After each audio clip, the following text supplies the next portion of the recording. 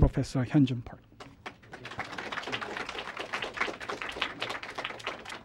Thank you very much for having me this opportunity to share my work here at the University of Michigan. You guys, it is actually a lucky day for you. Not because, you came to my talk, but more actually importantly because it is actually, the Chuseok, which is actually, the full moon festival in Korea. So it is one of the actually probably two most popular festivals in South Korea. So that's why you have actually Songpyeon, which is over there. So if you haven't tried, please try. This is very, the typical tradition to eat Songpyeon in this, today. And also, over the Songpyeon, you can hear about, what the Korean education is all about. So today's talk is about Korean education. Because it is actually the topic that probably, just some of you are very familiar with Korean education. Like either you went to school there, or you just simply know lots of things about Korean education. It's not like a very historic topic like a 15th century in South Korea, in some area, but it is a story of, the very contemporary story, especially among young population in South Korea. So I'm sure that you have very, kind of your own idea about the Korean education, and you have your own strong, opinion about Korean education. So I'm very looking forward to get some feedback from you, as well as, I like to kind of persuade you to see, the Korean education in different angle. And in recent years, actually, there's a growing public and academic interest in Korean education in the United States. Actually, just right after starting his job as a president, actually, the President Obama, made the speech on Korean education reform into this Hispanic Chamber of Commerce in March 2009. In his speech, he actually mentioned Korea, South Korea, very particularly twice. So here's actually there's two places where he actually mentioned South Korea. So I will just read a couple of, the sentence here, which seemed very interesting. So our children, listen to this. Our children spend over a month less in school than children in South Korea every year. That's no way to prepare them for a 21st century the economy. So here's actually, the President Obama compared, U.S. education to South Korean education in terms of this length of schooling. So Korean kids actually, to go to school longer than actually U.S. kids every single year, which probably after a few years accumulate, you see that there is a growing difference in terms of number of schooling exposed to the students, right? And just behind this remark, actually President Obama continued to talk that now I know longer school days and school years are not widely popular idea in the U.S., right? Everyone doesn't like to have longer school days, even kids, even me. It's everyone does not like it. So they said if they can do that in South Korea, in other words, if they have longer years of schooling in South Korea, why can't we in the United States? So he said we can do it right here in the United States of America. So this is probably the first mention about Korean education by President Obama, very early of his, career as a president. Why the President Obama was so interested about Korean education? Because there's some record about that. Korea kids at the first grade, there's #1 ranking in science average scores among 26 team survey. Like there's in sociology and in education, there's actually various kind of international survey of students' achievement. Large number of countries actually participate in this business to see how their kids are doing well as compared to the other country. So among 26 countries who participate in team survey, actually Korean first graders actually scored #1 in a high score, average scores in 1995. It was not only one time, but also, 8th graders, not only the first grade, but even 8th graders ranked #2 in men's average, the average score. Another indicator of success of education in South Korea is from the program for international students of settlement that was conducted in 2000. Here's we have little older kids, like a 15-year-old kid. Even their Korean kids scored, the high scores in science. What about the math? Yes, actually number 3 among the 41 PISA country. This, the remarkable records actually, the make actually people, especially in the United States, to become interested in South Korean education. Okay. But right just after this remark by President Obama, Korean newspaper actually was very happy to see this remark on South Korean education. So just right after the day after they keep talking about how President Obama plays South Korean education. But also at the same time, Korean newspaper consider this remark by President Obama as very surprising. Here's the quote from the Korean News Times, Korea Times. Say Obama remarks came as a surprise to many South Koreans as the country's education system has been under constant public criticism due to its lack of creativity. Please pay attention to this, the criticism say the lack of creativity and heavy dependence of private tutoring. This is very typical criticism on Korean education. First, lack of creativity among Korean kids. Korean kids may do well in academic tests, but they are just not, they just lack, the creativity. And also this, the heavily dependence on private tutoring. So this was kind of response from the Korean newspaper, to the President Obama remark on South Korean education as a kind of example of success. But not only Korean news media, but also U.S. In the U.S., some of the news media were very critical about President Obama's remark, especially Gerald Bracey, who is very very critical about this business of international comparison of students' achievement. He said, President Obama raves about South Korean school. Again, South Korean school, right? But neglect to say that thousands of South Korean families sell their children. Yes, sell. This is a very strong notion, by the way, right? I mean, we don't sell our kids to American families. But this is the Huffington Post. I mean, this is. So their kids can A, learn English, and B, avoid the horrible rigid of the Korean school. Again, very typical criticism, right? Very standard, very the rigid school system in Korea. Then beyond this criticism on Korean education, Gerald even tried to say good things about U.S. education. They say while the U.S. trail Korea on the average test score, yes, that on average, the average score is lower in U.S. than Korea and other Asian country, but U.S. has a higher proportion of students scoring at the highest level on program for international students assessment. So this is one of very typical again, the praise of U.S. education that yes, we have low level in average score because we have some children who are struggling with achievement, but we also have a very high level of the students who are doing well in comparative perspective. That's very typical U.S.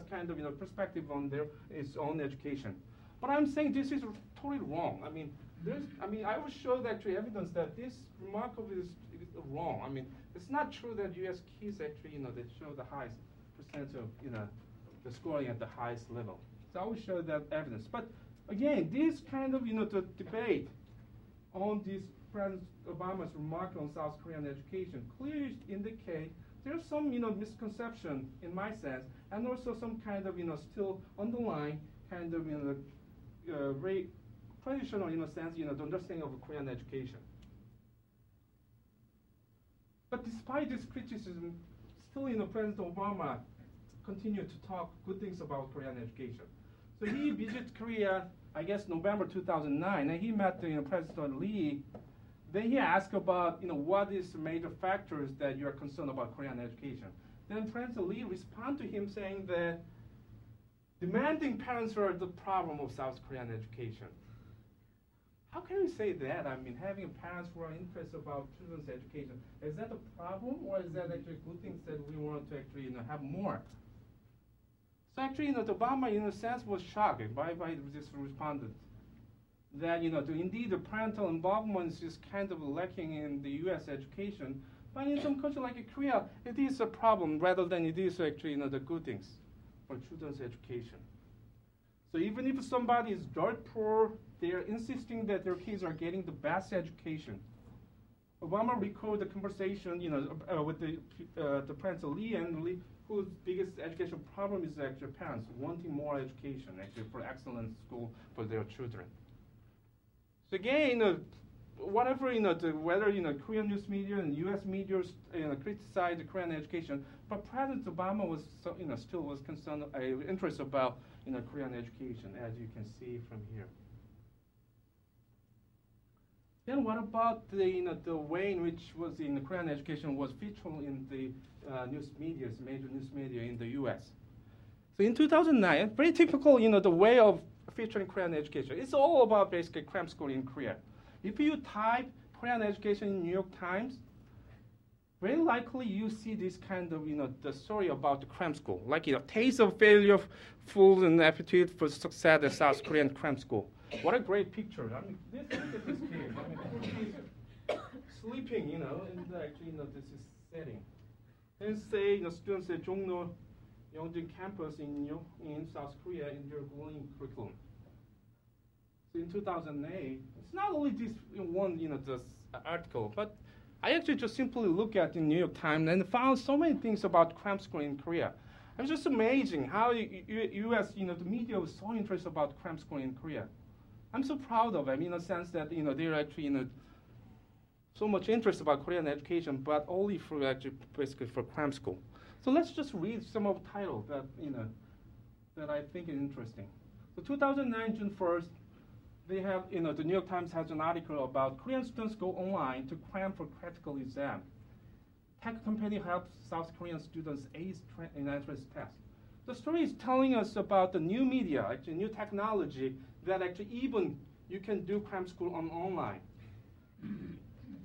So it's one of the the advanced technology country, but even for the cram school.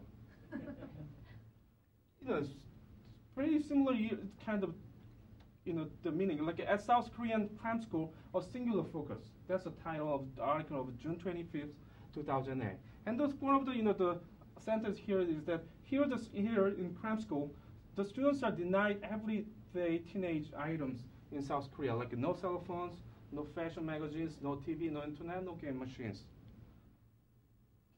Another articles about Korean education is prep schools consume Korean students' life in Ivy League press.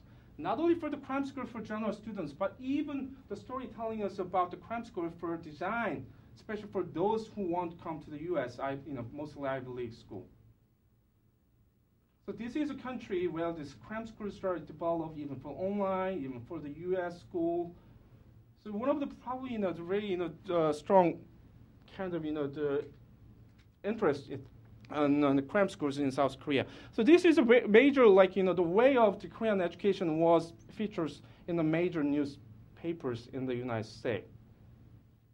Of course, there's some other story and articles on Korean education, but this is a pretty common, very typical, the kind of, the story about Korean education. So I have three, the typical criticism on Korean education that, I want to talk about today. The first, highly standardized and uniform Korean education makes talented students mediocre. So that's one big, the kind of, criticism on Korean education. Again, as you saw that in the Grace remark that, yes, Korean education may have higher average score, but their top kids will not probably doing well as, the top kids in other countries, right? So that's the first kind of criticism on Korean education. Standardized education system, uniform curriculums that every student has to be exposed to make these, the top talents or, very talented kids do not, move forward as compared to the other country where they're exposed to a different curriculum that actually, they meet their needs, right? Like in the U.S. Education, there's some ability grouping within schools so that, the kids who are doing at school may take, advanced class, right, even with the same school. But in some Korean school, you can't do that because you are exposed to the same uniform curriculums. The second typical criticism on Korean education is very similar with the first criticism. Korean education put too much emphasis on academic test score at the expense of creativity and independent thinking. For those who grew up in Korea, we don't have creativity here, so we all just based on the academic testing. So that's their criticisms.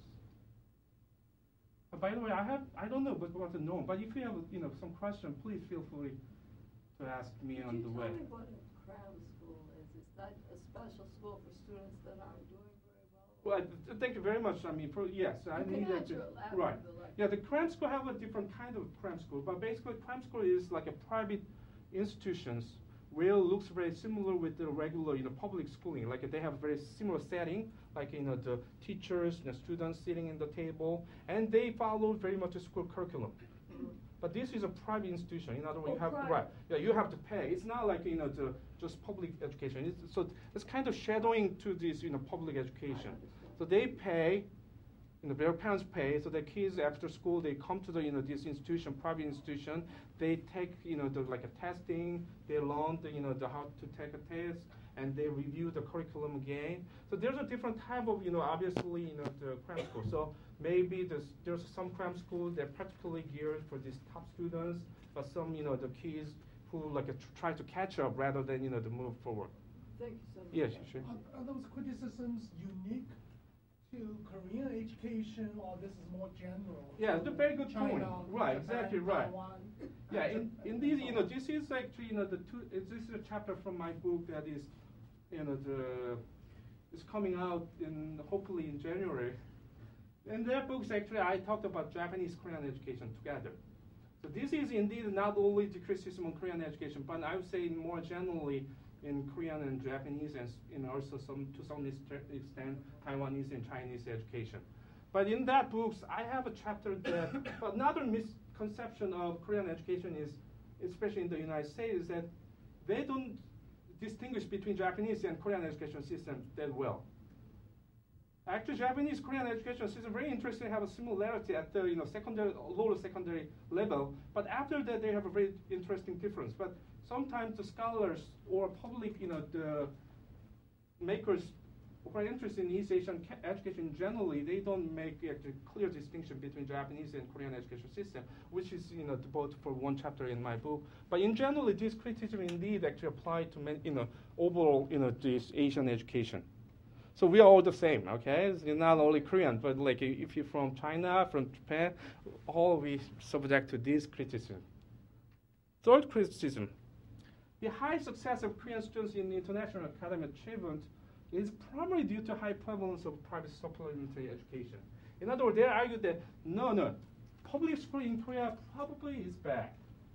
It's not doing well. But the reason why they are doing international test score, because so many Korean kids take a private lesson, private tutoring after education.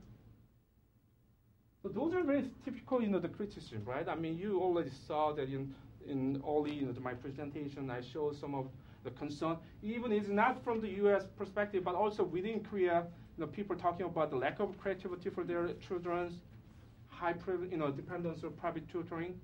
So those are the three actually typical criticism of Korean education. And my proposal, yes, over there.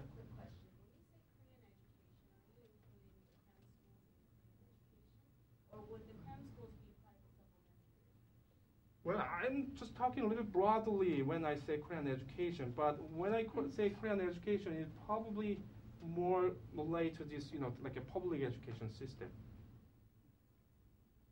So, but I mean, obviously, the third question has a link between this public school system and the private, the system. In other words, the reason why Korean kids are doing well again is not because success of public school education, but maybe success of private, the tutoring industry rather than the public school system.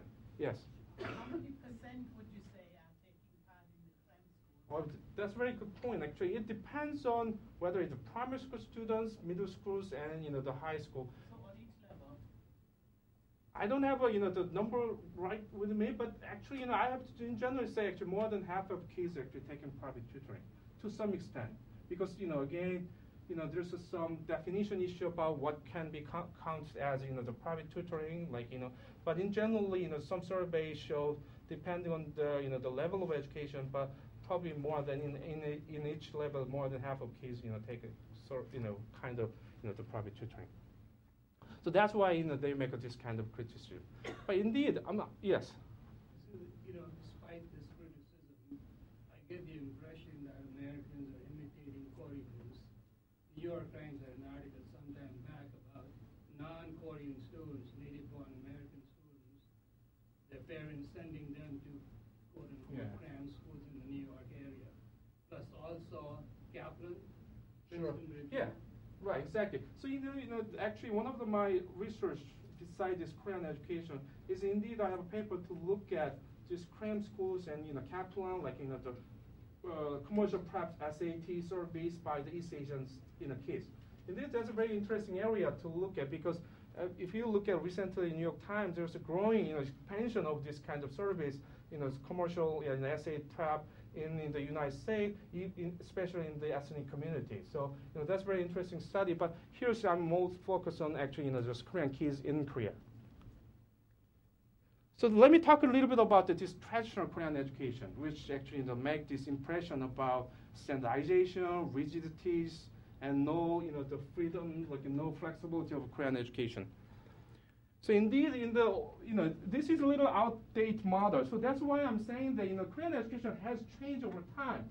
So some of the criticism of Korean education is no longer true because they no longer is so highly standardized. They have a very actually the flexible in many sense, which I will highlight today. So in other words, some of the criticism again is pretty much based on outdated model, which is no longer actually applied to Korean education. But in even only before the 2000s. Korean education has a high level of the education standardization and centralization. So it was controlled and guided by the central government, special Ministry of Education.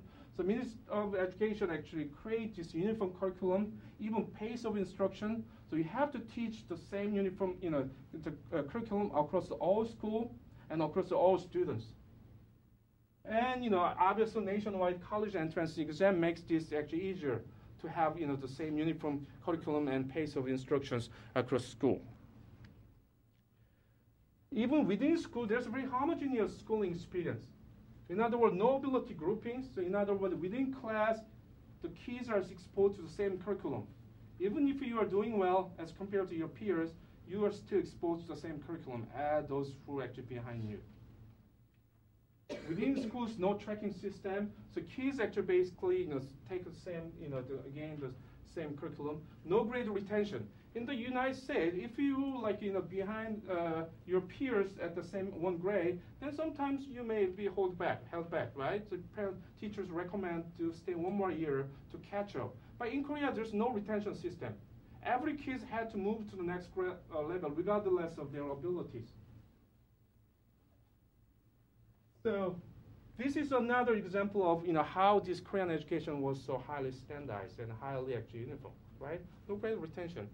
So my friends, actually, I have the exact same, it's all years old as compared to my friend. But actually, essence of this standardized Korean education is high school equalization policy. This high school equalization policy actually, the randomly assigns students to schools within their school district. After middle school years, the Korean education system consists of 6 years of primary school, 3 years of middle school, and 3 years of high school. So after middle schools, you go to vocational high school or academic high school. But when you go to academic high school, which is nowadays 75% of kids go to academic high school, you cannot choose school in those areas where these policies apply. So here's the students are randomly assigned to school. So you don't know until the lottery was conducted. So I went to actually in a boys' school, which I hate, and I was really hoping to get to the Korea school, so that I can have a decent my life 3 years in high school. But because of this terrible system, I was assigned to boys' school without my the choice. But this is not only for the single sex and the Korea school, but it is even regardless of whether public or private school. In other words, in Korea, private school even can't choose their students. They just receive the students that was actually randomly assigned by a lottery system. So no school choice, yes? Is this still true, or is it universally true? No, this is no longer true. So that's why I call it the traditional kind of model. But it is actually true until the last year in Seoul, which is a major capital, whereas it's the largest metropolitan area. There actually the students couldn't choose any schools until last year. But this year the new governments, again under this neoliberal kind of ideal, they actually changed the system. So now you can actually leave 3 schools, then you will be actually randomly assigned within so among your choice. So it's a different system. But until 2009 in Korea, in Seoul, that system was actually maintained. But there's some other area where Busan, which is the second largest metropolitan area, there's some of students can choose school. Like 30 to 40% of students are assigned to those schools that they prefer, but the other 60% students actually was randomly assigned like this system. So there's some mixture of this 100% random assignment versus some choice. But in Seoul, actually, yes, indeed, until last year was actually pretty strictly applied to the system. So this policy was implemented since 1974, when there was a big issue about the between school inequality at the high school level. So the kids wanted to go to the better school at the time by applying to schools and testing, took a test. But then there's a big issue about between school inequality in resource and the quality. So the Korean government indeed is one of the probably I say that one of the extreme experiment that ever done in probably history of education. Probably not across all the world. I mean, I can say. Then obviously, because there's some growing criticism on this high school equalization policy in general. So some people start to complain about this standardized homogeneous educational process.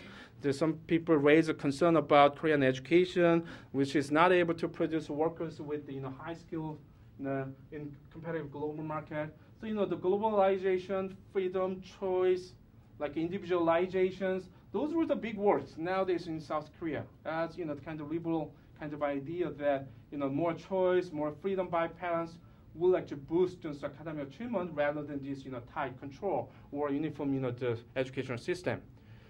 And there's a growing demand for school choice and differential educational opportunity for students with different ability, especially the students, parents of students who are actually doing well in school, who actually to raise their concern for that that their kids are not exposed to the curriculum that actually meet their needs. They have to suffer from this the curriculum that's designed for average students rather than these top students. So there was a growing concern about this issue. And also, again, in addition to the individualization, like globalizations, choice, again, the quality and excellence of education was, becomes a major kind of, the word to describe, what we need, for Korean education. So these, the things, the growing, change over time. And there's just, the strong argument for this curriculum differentiations. I mean, the curriculum differentiations means that different opportunity in terms of the curriculum that the students are exposed, or in terms of type of school the students can go to, after middle school. So the people who argue that we need more curriculum differentiations or more individualized educational opportunity argue that by providing different curriculum at different pace of instruction to students with different abilities, increased curriculum differentiation should benefit both high ability and low ability students. So their arguments are, is very important. They believe that having more choice to even high ability, low ability children, they think they can actually benefit both children. So low achieving kids may catch up by maybe slower, pace and easier curriculums, catch up. But high ability kids may actually move forward by taking more serious, curriculums, more advanced, the math curriculum and science curriculum, so on. Then the high level of Korean education has made top talent students mediocre by not providing advanced curriculum. So, again, this is kind of, the major argument of those who want more the curriculum differentiation. So, there was someone who said that there's no Bill Gates in Korea. So, that typically shows that how Korean education is now well developed to, to grow this, the top ability students. But indeed, Bill Gates even didn't finish college education, right? So we don't know whether this is a really, issue, whether, this is a really issue. So this is, kind of change. So in this kind of criticisms and counter-argument of this standardization, indeed succeed in some sense to change this education policy. So since 2000 in Korea, actually Korean education becomes more individualized, more differentiated, more kind of American style education. So if someone still say Korean highly standardized, highly the uniformized education, that's not really true. He or she just don't know much about the recent trends of Korean education. Since 2002, actually gift education law was actually implemented. So now actually gift talent students who are identified teachers are actually segregated into, go to the different actually program after regular school. So they are indeed actually exposed to different curriculums. More, importantly, actually even within regular school, there was a growing, the curriculum differentiation. So since 2000, especially ability grouping was introduced in South Korean education. So now kids, depending on their ability, go to a different school, different classroom within school. So if you're doing well in math, then you would probably take like calculus. If you're not doing well, you take some common math. Then if you're not doing well, then you take actually a low level of math. In science, in English, in Korean. So indeed, actually now if you look at the middle school and high school in Korea nowadays, no longer is it true that actually Korean kids are exposed to the same curriculum. They're exposed to different curriculums now, like a U.S. education. Then not even within school, the differentiation, but between school differentiation also increased by having more kind of different, the schools that are not subject to high school equalization policy. So the way in which the Korean government actually avoid this high school equalization policy is that because, high school equalization policy actually contain very kind of a core interest of Korean people, which is equality. So the Korean government was very afraid to touch on this issue about equality. So they don't want to be seen as, the losing equality. So they don't touch usually this core of the Korean, policy, but they actually they established a new school that was not supposed to be, not subject to the high school equalization policy. So they still keep the policy in some area, but in some area you can actually choose school, but they still maintain this, the high school equalization policy. So foreign language school, for instance, science high schools, they are not subject to this high school equalization policy. They can choose their students on the basis of their abilities, and also, to some extent, the probably family background as well. The new independent private school. So they are really now become private in school. In the past, private school also should be subject to the high school equalization policy, but these new independent private schools are really private. So they don't have to, they can choose their students by themselves now, but not locally. So as you can see that, in many aspects of Korean education, since 2000, this, the system changed. So some of the typical criticisms or some of the typical understanding of Korean education is no longer actually true in some sense. Okay. So let me talk a little bit about this within school curriculum differentiation, because this is one of the, I think it's a major change that happened in Korea. So Korean primary and secondary school, again, have a restricted prohibit within school curriculum differentiation, such as ability grouping in the past. But now the 7th national curriculum, in Korea, there's a, until now, there's some, the change in major curriculum, and this 7th national curriculum committee actually developed this idea of a curriculum differentiation further, and it was actually implemented since 2000 for the first time of Korean history of Korean education. Then the rapid increase of ability groupings. Now in 2006, 68% of middle schools have implemented this ability grouping. Again, this indicates clearly show that actually no longer this standardized or no ability grouping is not actually a true description of Korean education. So what am I doing here?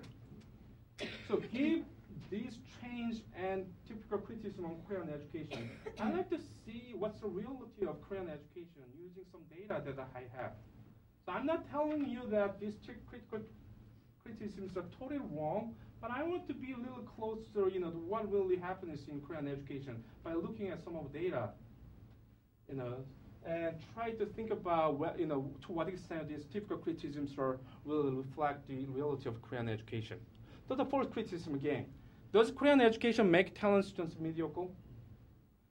I mean, this can be done relatively simply by comparing country, right, especially of top students. So if we compare across country of those top students, if top students in Korea indeed do worse in academic performance than top students in the other industrialized country, indeed we can say to some extent that yes, for some reason Korean kids, especially at the top level, do not do well as compared to the other top students in the country, right? So we can compare, we can see whether, to some extent, whether this criticism on Korean education is valid. Another way of looking at this issue is actually we can also look at the change over time, not only across country, because education policy changed since 2000. If we compare 2000 and afterward, and see how top kids are doing well before the actual education reform and after education reform, we can say something about whether this actual movement towards individualization actually was successful to increase the ability of top students. Does that make sense? So I'm trying to do two things. One, again, the cross-national comparison, see how top students in Korea compare top students in other countries.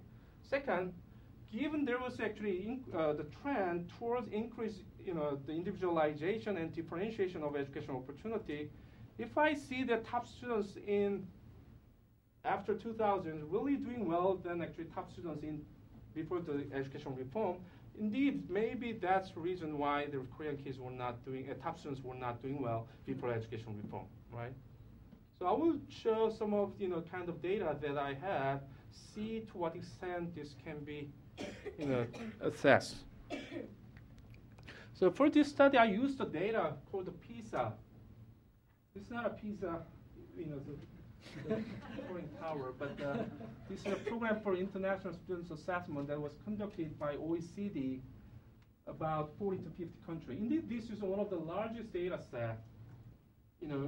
Obviously 40 to 50 countries, to participate. And Korea participated in all PISA data, 2000, 2003, and 2006. And there's actually, the new round of survey, 2009. So indeed, in principle, I would really like to see compare 2000 and 2009 to have more time how see this educational reform actually affected students' achievement. But unfortunately, until today, 2009 data was not available. So I'm just looking at 2000, 2003, and 2006 to see what's the kind of general trend. So I don't make any, the cultural claim here, but I just try to see that what's a trend, of this distribution of students' achievement. For this data set, 15-year-olds in schools participate. So in 15-year-olds in Korea is actually first-year high school students. Okay. Then cross-national, this PISA data provide the cross-nationally and temporally compatible measure of educational achievement, like in math, science, and reading.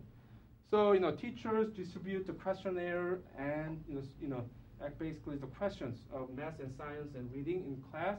Then they fill out, they actually solve the problem. Then they collect. Then they actually, grade. And we have the data for that across all 40, 50 countries. In order to make this comparison very, compatible across country, OECD did a great job to make the question very comparable. Because especially for reading, some of the questions may be very culturally based, right? For instance, in some countries, there's not many computers, right? So if there's some question about the computer, then some students may be disadvantaged just because they're not familiar with the computer, rather than they really don't know about the question. So, but they did a pretty good job. But still, you may concern about whether this really can be compared across country. Okay? So here's the data. Here's the finding. So I tried to reduce my number and try to see, just some figures to make our talks more interesting. So this is the cumulative distribution of student score. So let's start with Japan. This, the red line. Okay. So I just set up the students from the bottom to the top and see how they're scored. So these kids is 90 percentile in Japanese distribution, right? So 90 percentile means the top 10%. So their score is about 600, like a 20 something, right? That's how you read the graph. Let's take a look at the 50%, another median kids whose score is about 550. The bottom 20 kids, the score about a little less than 500 in Japanese, the figure, right? That's how you read the graph. Then I have here Korea, which is a blue line, very similar to the Japanese case, right? But not little difference here. But what you hear is what? First of all, let's take a look at this top kid. Okay, top 10%. There's no evidence, at least given this figure, that Korean top kids are worse than actually top kids in the US or even German. Am I right? Right? Korean kids even show actually doing better than these US kids, top 10%. This is a science. If you look at math, exactly same pattern. At least, let's think about it is whether, let's forget about whether it is the effect of private tutoring or not, because I mean, that's my third chapter, which I argue that that's not the effect of private tutoring, but that's a different story. We will not tell this time. I will save for another time. But at least, I mean, you can see that it's not that clear that actually, Korean kids are actually worse, top kids are worse than, the other top kids in other countries, right? But more interesting to me is actually bottom.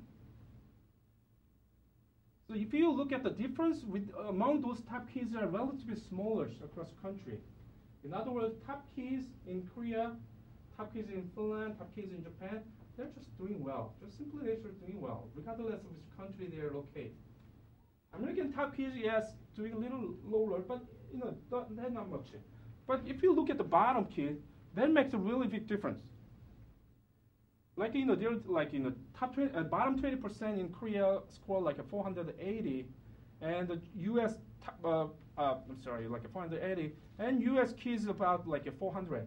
80-point difference is a huge difference in this scale. So 500 was mean, and 100 is one standard deviation in this scale, and this is a huge difference.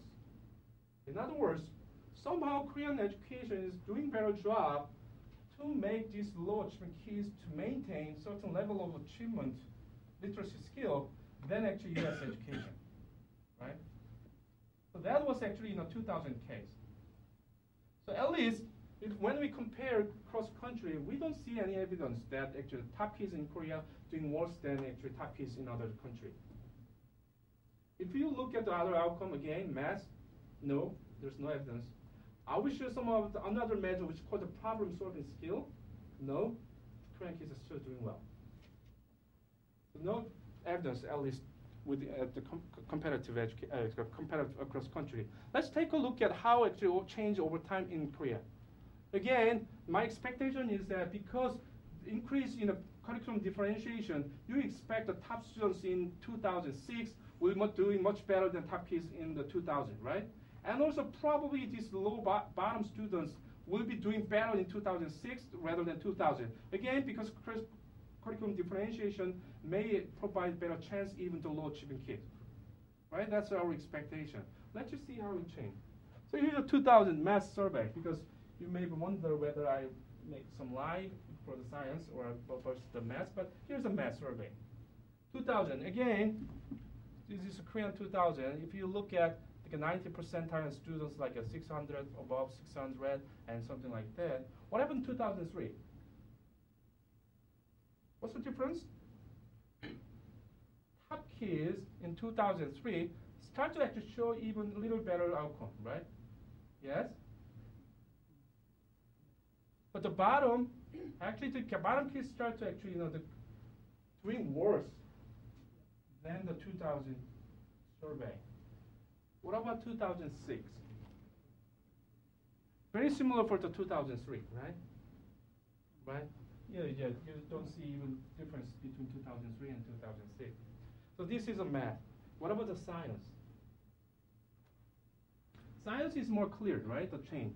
So 2000 blue line, 2003, you see that actually, that there's a growing in achievements among top students, but again, these, they're doing worse among those bottom students. 2006, even these top kids don't show actually, the better performance. But more interesting, more importantly, I think the bottom students start to suffer from this, achievement as compared to the bottom in 2000 years, right? So what happened here?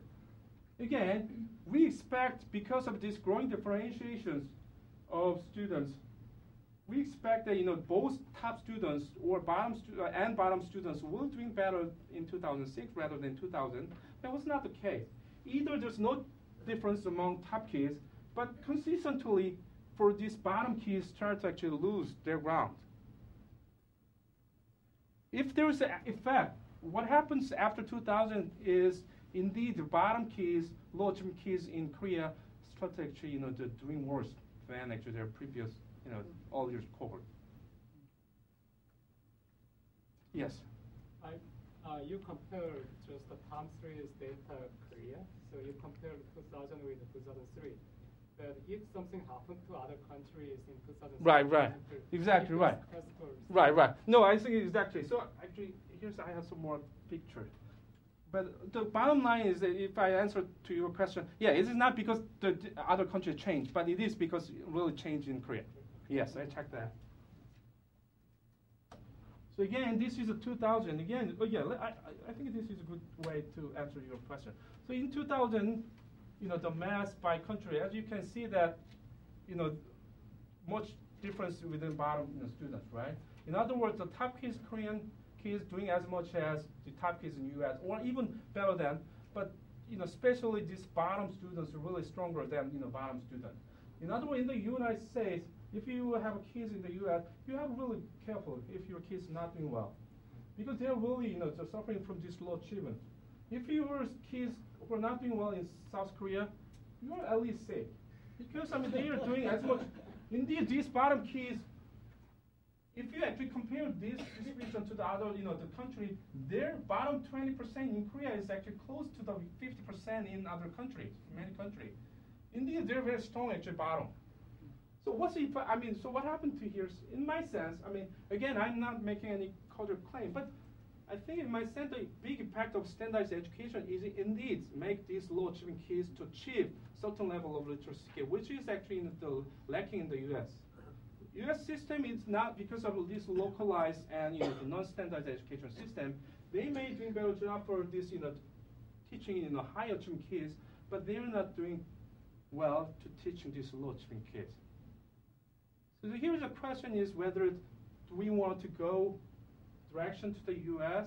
by having more individualized education, or we want to keep this policy of high school equalization and standardized education to keep these bottom kids, to maintain certain level of literacy skill. So again, there are probably the other reasons to affect this different figure, but I think still interesting to think about what is consequence of this changing toward moving away from standardization, and how does that affect the students at the different location of distribution instead of just simply looking at the average score. How much do I have time? Do I have to stop soon? Well, you can go say another 5 to 10. Okay, so let me then kind of summarize what I found. So using PISA data, I found that growing achievement gap between students at the top and at the bottom of distribution across PISA 2000, 2003, and 2006, which likely, I guess, are driven by worsening achievement of students at the bottom and improving or persistent achievement at the top. So in other sense, I think the really real problem that Korean education is facing now, in my sense, is about this growing inequality at the student achievement. Especially these bottom students, like losing ground, probably not only for achievement, but probably in other outcome as well. So because of this, the moving away from standardization and introducing more individualized opportunities, like a choice, freedom, sometimes it does not actually produce the outcome that you would expect to produce better outcome.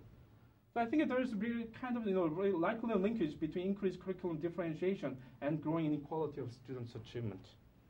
I have actually a couple of other analyses that is interesting, but let me actually move to the second, the criticize that I'm interested about. I haven't developed this idea yet, but I like to share it so that I like to get some feedback from you. It's about the issue of the creativity, which is, I think, a very interesting idea, whether really some kids in some country have a greater level of creativity than others. This is an interesting issue, but indeed it's very difficult to address because the creativity, it's very hard to measure creativity. What is creativity at all? Probably it's very, the culturally driven concept, and it's very hard to measure, the creativity. So indeed, the little empirical research comparing the level of the creativity across different countries. I see some of sociology here, but this is indeed issue that has not been well, I guess, address. I mean, what is creativity and how the countries are different in terms of their, teaching creativity to students. Although lots of people, started, for long actually talked about how it is important to teach creativity to students, right? But it hasn't been well, this research in my sense.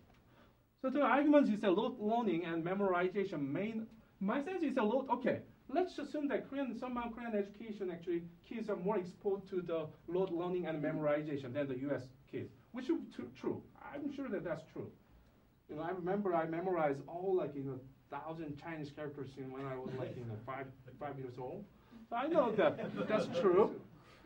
But is that true that those remote learning and memorization is really antithetical to creativity? If you do memorize, you think actually you lose creativity?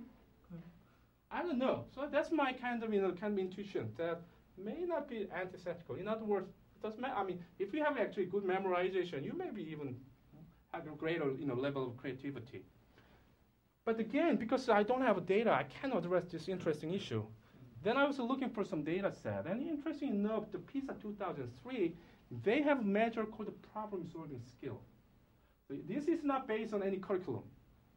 This is just problem-solving skill. So here's an example. So please answer the question, and you see whether you can solve this problem that's given to 15-year-old kids.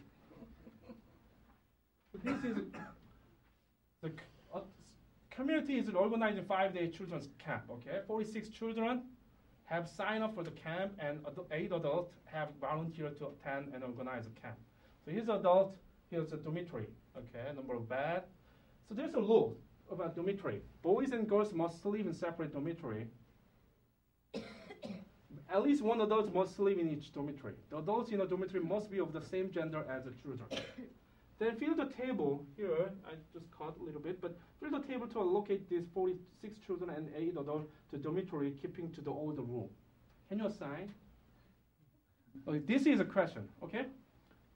Yes, you may still say that, well, this is not a matter of creativity. It's nothing to do with the creativity. Then yes, it's not probably the creativity. But it is not a curriculum-based the question either, right? It has something that, you have to apply your knowledge to solve some problem. So what if we look at this measure and say that Korean kids are at least do well as American kids, then we may have a little better understanding that maybe it's not quite true that Korean kids, relatively they have less, the lower degree of creativity. Are you with you? But I don't know. I'm just thinking that, we'll try to find some data set that may tell something about this, kind of ability of problem-solving skill, if it's not actually creative per se. Again, yes, this is a pencil-based test, so probably it doesn't tell us again about the creative per se, but better than nothing, right? Again, this is not like the curriculum-based test. So what if? Okay, this is average score. Again, Korean kids are the top average score, 550. Okay, let's take a US. I always like to see US. Okay, where's the US? Okay, I think this, yes, 477. See, among those countries are pretty bad, right? Pretty bad. Average score 550. Again, 100 is actually one standard deviation. See, even actually like a 100, almost 100 difference in every score, which is a huge difference. I mean, then someone say, well, again, it may not be every score. Again, creativity doesn't matter for a lot of different kids, right? It's the only problem for Bill Gates, whether we can have Bill Gates or not. So take a look at this, then the top kids. Again, the same graph, Korean kids located here, right? I'm sorry, Koreans are black. Yes, they are doing better than actually the US and German kids. So let me back up to these questions. So again, I'm not saying that I answer the question about the creativity using this measure. But what I try to do is actually, yes, there's some very typical criticism on Korean education. But sometimes we just take it granted that those criticisms are, very, the values. But if you look at carefully some data available, then I have to say that some of the criticisms are not quite valid. Either it reflects this old model, or it doesn't, really, tell, is not consistent with what the data actually tells us. So that's what, my book, which hopefully again will coming out in January or February, that, I try to address these three different criticisms and also two other, kind of typical criticisms. So that, that I like to be a little close, just one step close to the reality of Korean education. Thank you.